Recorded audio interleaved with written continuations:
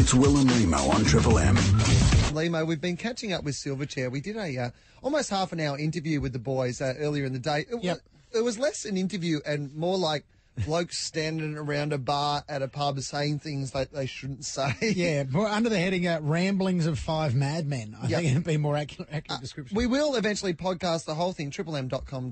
Go to the podcast. It's free, and you can podcast all our shows there. But, look, we'll play a lot more of the chat that we had with them for the rest of the show here, Lhemo. And, I just had a question for the boys about private gigs. I was reading in the paper today that Michael Bubble, I know a man who, is probably an inspiration to you guys, played at the Packer wedding.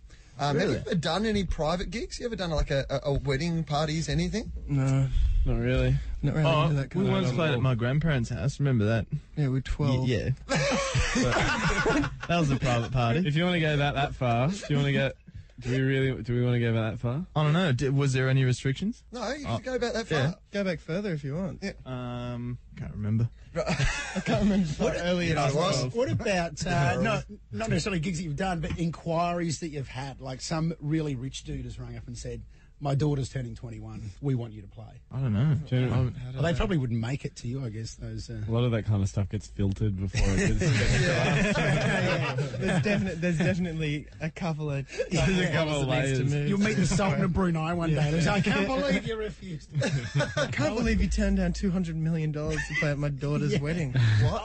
Have you ever had one of those things where you've looked out in the audience and spotted someone, and it's always weird, good, bad, or indifferent, someone you might really admire, someone that you might have completely written off at some stage, but they're being a fan of yours?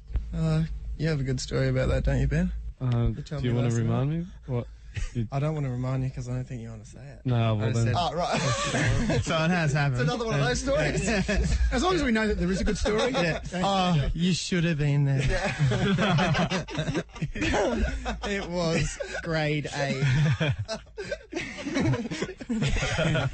Yeah, we're with Silverchair this afternoon. They're going to insinuate a lot of good stuff. They're not going to say much, but they're going to allude to lots. We're playing Join the Dots with Silverchair this afternoon. Man, the things they almost told us.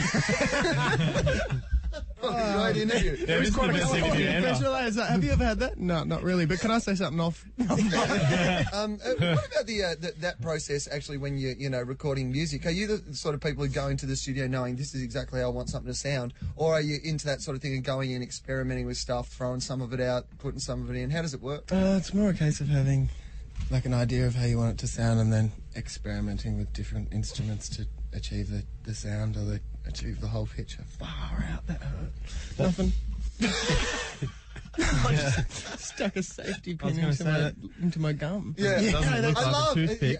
And as an interviewer, a question's gone well when someone would rather stick a safety pin into their own gum than answer it. Yeah, I don't even know what I was doing then. I was just chewing it, and then next thing you know, it's stuck, and I had to pull it out, and I was mid-answer, and it felt really awkward.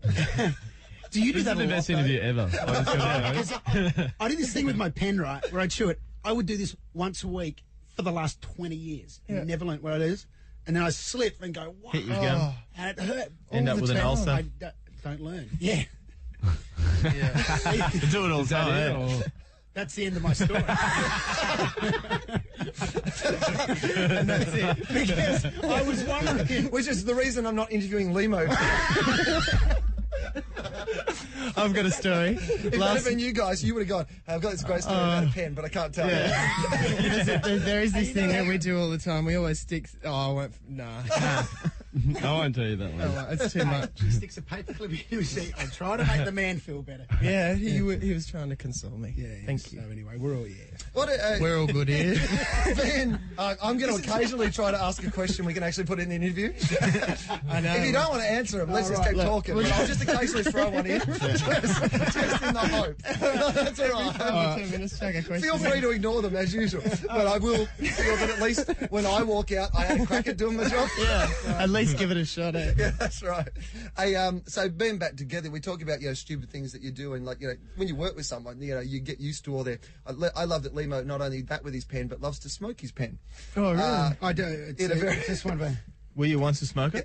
I do smoke. You do? Oh, jeez. It's going through a pack of biros a day. I'm really lobbying need to to get cut warnings put on them. Yeah. You never know. Ink kills, man. Yeah.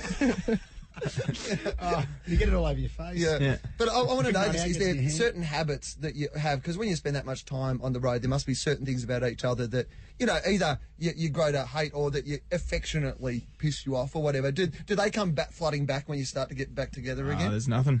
No, we're pretty much faultless, like all three of us. I'll tell you a joke. This is Triple M's Will and Lhemo.